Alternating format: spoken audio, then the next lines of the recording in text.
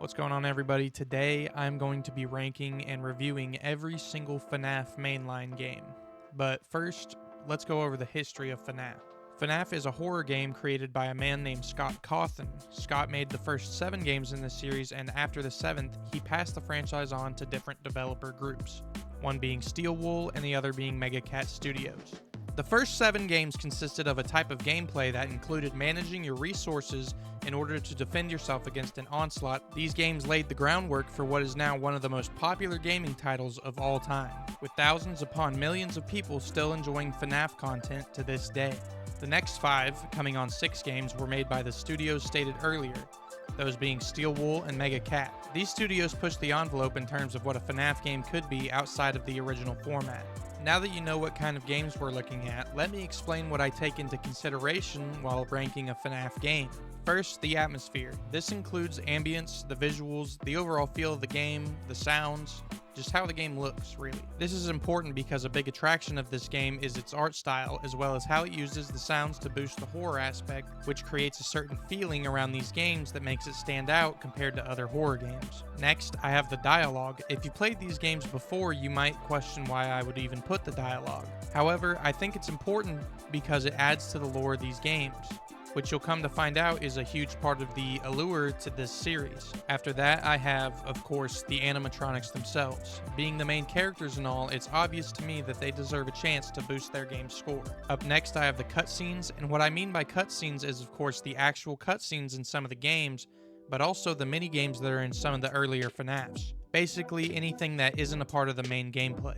These are also important because for some games, it's all the dialogue that you might get, or it added significant amounts of lore into the FNAF universe, which is important for launching the game into legendary status amongst gamers and theorists alike. Moving on, I have the extra nights / challenges / extra game modes. Basically anything that doesn't involve the actual 5 nights. Obviously, there are some games that don't play like the original few games, however, most games do provide things like different playstyles equaling different outcomes, or different types of game modes. There always seems to be a niche part of the fan base that gets really into beating the challenge modes or deep diving into the game to find extra things within the game, and I don't think that should go ignored. Of course, I have to put a ranking in here for just how spooky these games can be with them being horror games and all. Last but not least, I will be ranking the stories of each game. This does include more popular fan-made theories, however, I'm also looking at what you can find out just from playing through the game and not what I've heard from social media.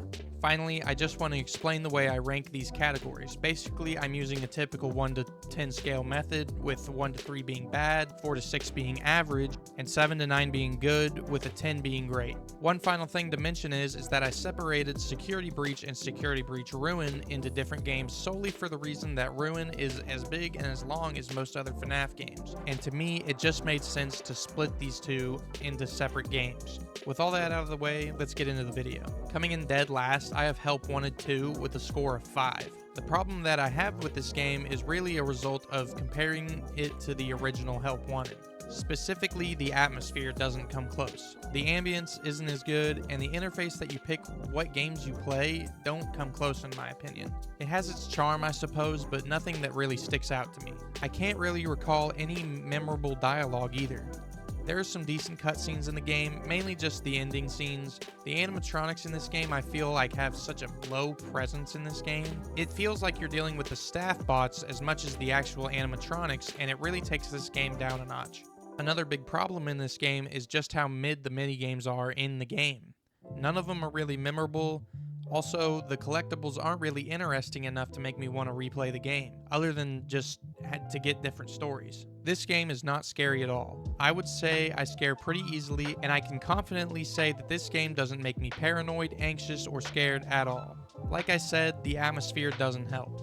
The staff bots aren't scary, and a lot of the animatronics aren't scary and make for a middle-of-the-road experience. Also, the AR aspect of this game just isn't good, and I don't like it. I do, however, like the way they made Sister Location in this game, and the endings really help this game not end on a bad note.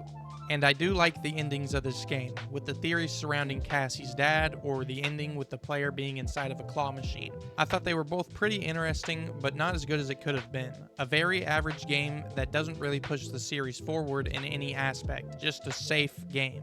Up next, I have Security Breach Ruin with a score of 5.5. The reason I decided to rank this separate from Security Breach is mainly because of how different aesthetically these two are. First off, this game looks way creepier than Security Breach. The animatronics look a lot worse, which is a good thing, and I really like the abandoned feel of this game and think it fits a lot better in the old look FNAF. This game uses dialogue well, with the plot twist of the whole thing being that Gregory wasn't talking to you the whole time, or at least most of the time. Like I said with the previous game, I'm not a fan of the AR stuff. I think what helped make this game come off as spooky in the first place was sort of the vintage vibe that it gave off. Like, yeah, the FNAF story takes place back in the 70s or 80s, but also, when more futuristic aspects were added, they didn't come off as too much. I guess what I mean is this feels more sci-fi than it does horror. The middle of this game is honestly just a lot of filler. There's not really much going on extra behind this game, other than the different endings and some glitched arcade games. Like I mentioned, this game isn't really scary. It's got some decent moments, like the Mimic's reveal, but the AR Bunny is a horrible antagonist. I will say this game does look a lot spookier compared to the regular Security Breach. The story is very linear, which is fine. I like the story of this game, and I think that sometimes a linear story in this franchise can be refreshing. I like the plot twist of Greg trying to kill you at the end. Overall, a solid game that suffers from the same problem of its main game. Speaking of its main game, up next I have Security Breach with a 5.7. So this game I would say is the most unique of the entire franchise. The atmosphere is fantastic with the 80s theme mall in full effect. Obviously this game looks amazing and it's got some great music throughout. Another thing that I really like about this game is its save points. I know that at times it can be frustrating, however I feel like it adds a nostalgic feel to the game. Something that I haven't really talked about yet is the jump scares. And if you know anything about this franchise, you'll know that the jump scares are a huge part of this game, being the main way that you lose or die. And I have to say it, this game does a bad job when it comes to the jump scares. They all sound the same, which I get it's supposed to be Gregory screaming, but it's just not good. And it gets old and it's pretty repetitive. I like the interface on the Fazwatch. It's a lot better in my opinion than the AR mask. I like the cameras on the Fazwatch. I think that was a really cool touch. And I like that it doesn't stand out too much and make the game feel too futuristic. It's not like I could think of anything better anyways. The dialogue in this game is average. There's nothing that really stands out to me. The repeated lines from the animatronics get old quickly. This game does, however, have some great cutscenes. Obviously, the intro is a great start to this game, and all the ones after you defeat the animatronics are great. Other than that and the daycare attendant, this game doesn't have much. The animatronics in this game are mid. Monty Gator might be dead last on an animatronics ranking, Chica is a freak, and Roxy is better in Ruin. Freddy is great, but I would say that the daycare attendant's initial sequences are the best the animatronics get in the entire game. Also, the staff bots are not good. I understand why they needed to be put in the game, but honestly, they're just so lame. This game's extra nights come in the form of a choice the player makes. You can either choose to leave, stay, or go after Vanny. The leaving option, of course, is boring. The Vanny option is not very good either, and I'll save my take on the stay option when I talk about the story of the game. Let's talk about how scary this game is, or should I say how not scary this game is. This game is way too perky in my opinion.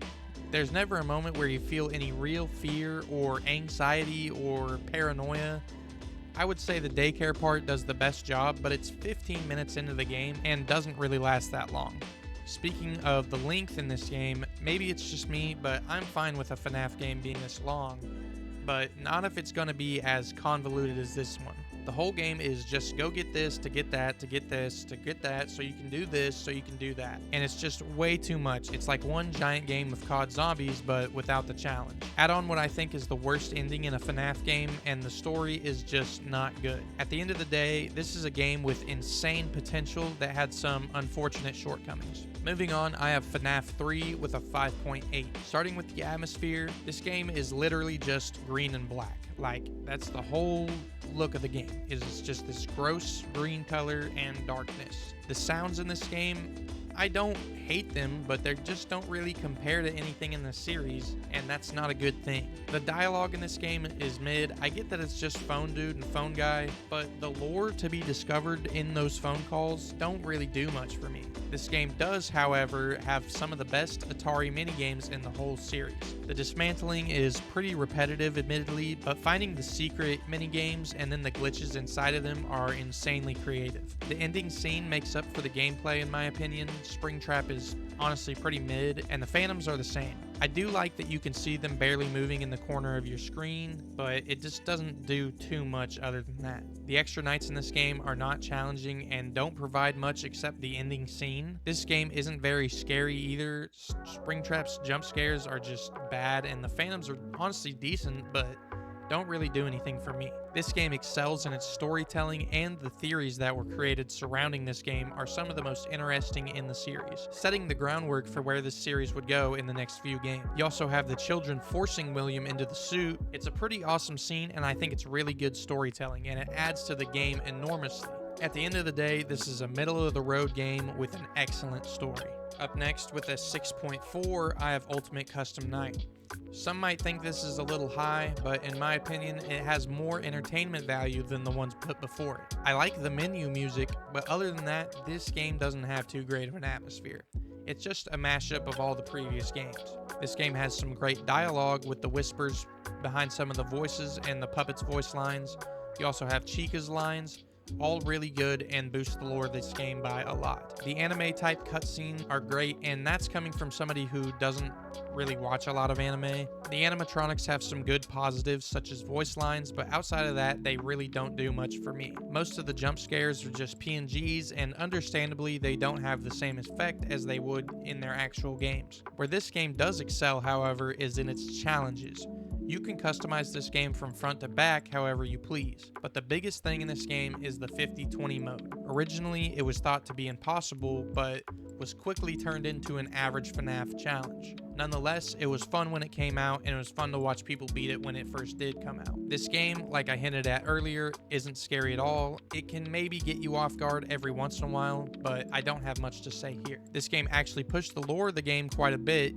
Even the meaning of this game has a really cool concept, with William being stuck in purgatory with all his victims, and at the end of the day, this is a celebration of all the FNAF games up to that point, and was really just a way for Scott to thank the fans. It's a solid game with some fun challenges. Now we're getting into what I consider the good games of FNAF. Next, I have Into the Pit with a 6.7. This is the newest game in the series and was really the reason I wanted to make this list in the first place. This game's atmosphere might be the best in the series. The way everything looks, sounds, feels, it's almost perfect. The locations in this game are sick, but the pizzeria is where this game really shines. The cutscenes and minigames are really good in this game. I would say the main problem is just the repetitiveness knocks it down a couple points for me. This game kind of fails in the animatronics section. They're at their best during the cutscenes and minigames, but most of the time you see these guys just standing there and they're not too intimidating. The multiple endings are great, and the 1-star ending is really depressing. This game really captures its spookiness well, even though it's an 8-bit form.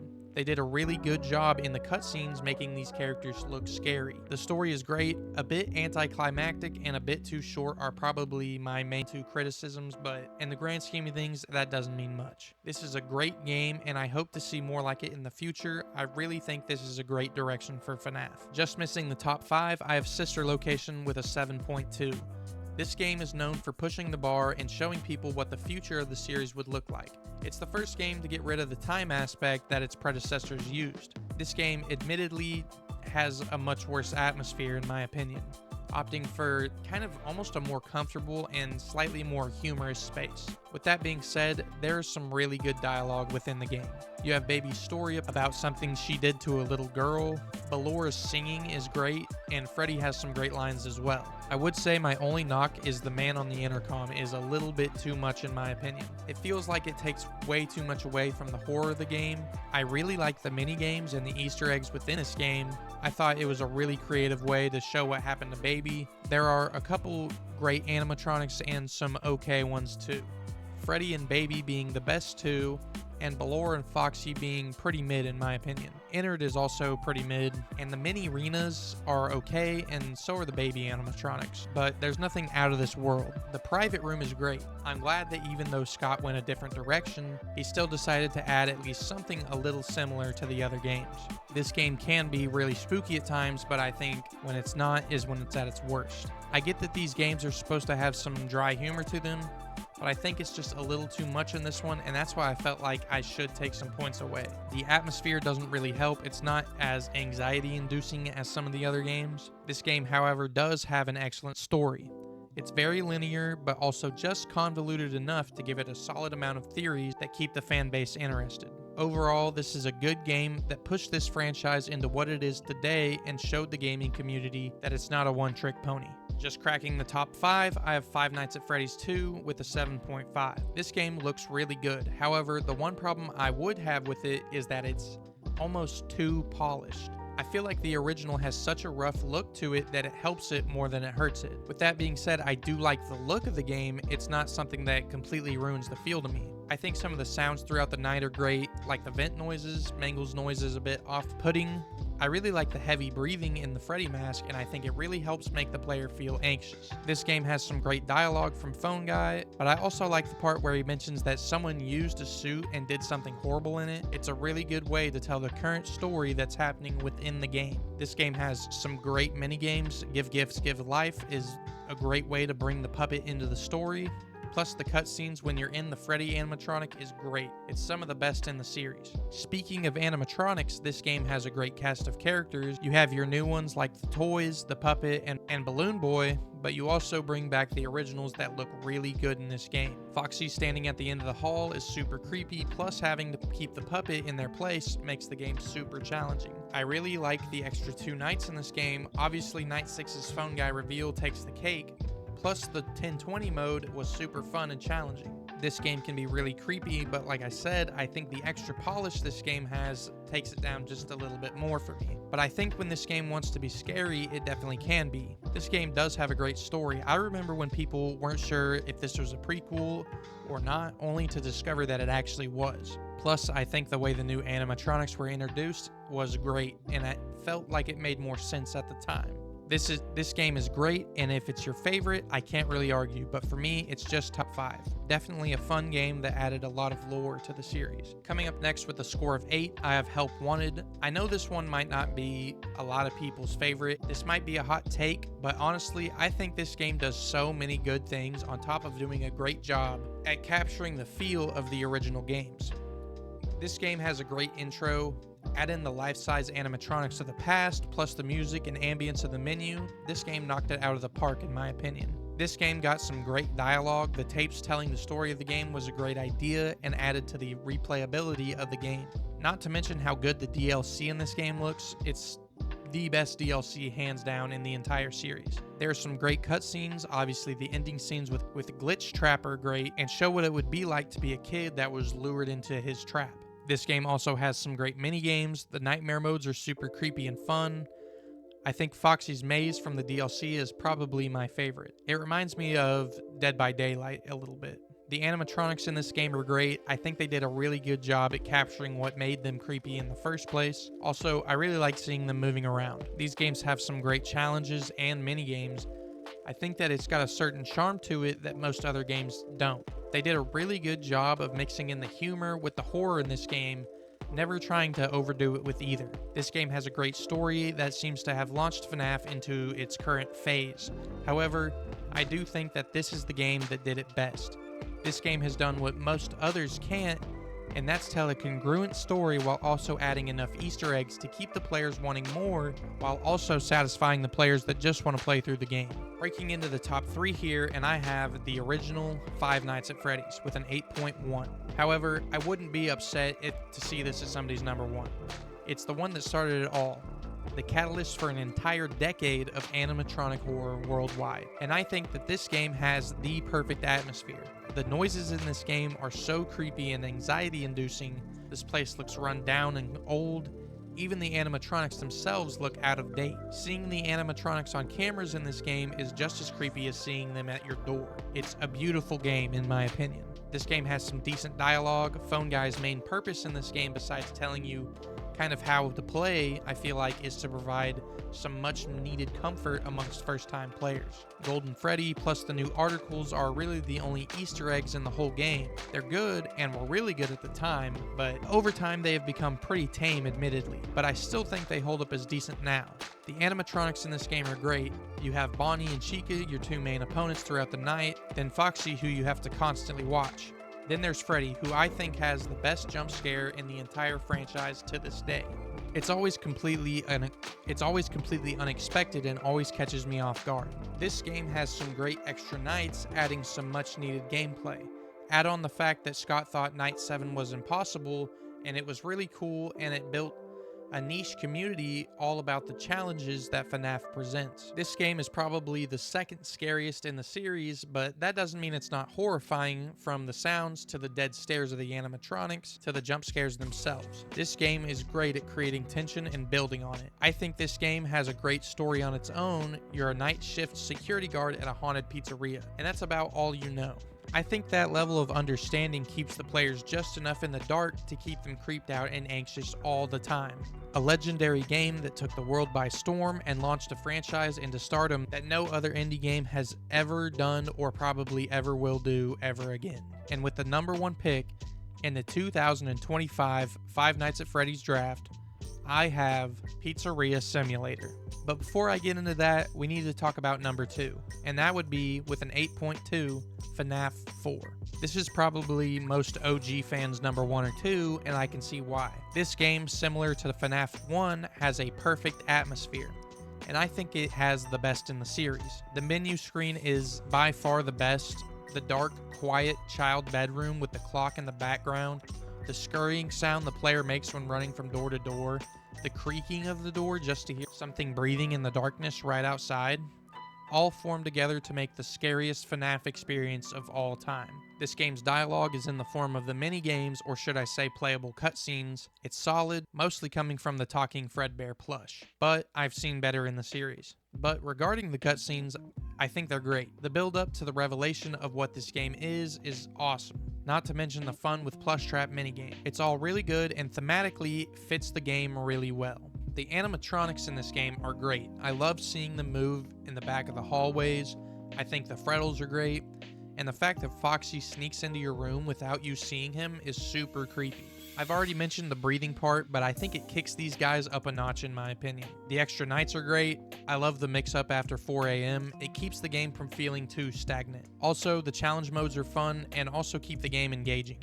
This is by far the scariest game in the franchise, which was intentional due to the poor reception of the previous game. I've already talked about why this is, but another reason would just be how unique the game setting is. Every other game has so many reasons as to why the animatronics would be there in the first place. But in this case, you're just a child in your own home in the middle of the night, and it almost feels like a home invasion. This game's story is great, but there is a reason it gets taken down a notch for me. The box was probably the worst move in the entire series. It never made sense to me, especially up to that point, because everything we had been told had been through the Atari-style minigames or like the Phone Guy or something like that. And now you want to put some random lockbox in front of us and not open it? It's just kind of lame. Even with that shortcoming, I think this game is great. It still scares the hell out of me, and I think that it has the best atmosphere in the whole series. This game proved that Scott Cawthon was also able to take criticism and use it in a positive way, which is worth more than any stupid box. And finally, at my #1 spot, FNAF Pizzeria Simulator, with a score of 8.4. Now, I know this is a hot take. Most people don't have this in their top 5. But just hear me out. This game has an incredible intro, tricking the player into thinking they're not playing a traditional FNAF game, completely catching the player off guard when you end up face to face with a horrifying looking animatronic. The recorder plays and tells you that you have 2 options: salvage the monster for spare parts, or throw it away. Upon choosing the salvage option, you carefully examine the living animatronic for any faults, and the more you look away, the more it moves, forcing you to shock it back into place. It's an incredible intro that sets up for an incredible game. This game's atmosphere is great. I think it has the perfect mix of that dry humor plus the actual horror that these games are supposed to be all about. The night part of this game is well done, and instead of having a timer, you have to complete tasks before you can leave, leaving the length of this game up to you and adding tension when you're so close to finishing. On the other side, the tycoon side, you have an average style tycoon experience, but with hidden secrets everywhere, including the arcade games Midnight Motorist and Fruity Maze, which both have big lore drops within them. This game has the best dialogue in the entire series, specifically from Henry's voice actor, David Steele. The last speech he gives at the end of the game is hands down the best piece of audio the entire series has ever had. An easy 10 out of 10. The animatronics in this game can go either way for me. Baby is at her peak in this game. Obviously, on the other end of that spectrum is Springtrap. Everyone else looks good enough. Admittedly, some of the jump scares are mid compared to some of the other games in the series. This game can be really scary when it wants to be. The salvage phase is great. Sometimes the animatronics can catch you off guard and scare you pretty good as well. I hate the look of this office, which is a good thing. You can't have a 10 out of 10 dialogue and cutscenes without also having a 10 out of 10 story. The idea that this is the end of all of the horrors within FNAF is great. If the games were to have ended here, I think I would be completely satisfied, even if some questions were left unanswered. This is a perfect ending to a series that took horror fans captive for years, and in my opinion, is the absolute peak of this series. So there it is, my official FNAF list. This game was a big part of my childhood. However, I think that unless the games go in a direction that really interests me, I'm probably done playing these games. However, I will be watching the movie and still tuning in to others playing the newer games. I just don't feel the need to be spending any money on these games or any time either. The first game came out when I was in 7th grade, and I'm 23 now. This franchise is still going, and I think it's got a lot more left in it. I just hope it's as good as I think it can be. The Mimic comes out on June 13th, and FNAF 2, the movie, comes out in December. I'm looking forward to see what happens. In total, I would rank all of FNAF a very, very, very, very solid 6.9. This series has huge potential to be great, but seeing the more kid-friendly direction that they've been going for some time now, I think it's safe to leave it here. I hope you guys liked the video. I'm still new to this and still getting used to talking and being on camera, even though I'm not on camera in this video. If you did like the video, be sure to sub and let me know what your top 3 is in the comments below. Thank you for watching, and I'll see you in the next video. Peace.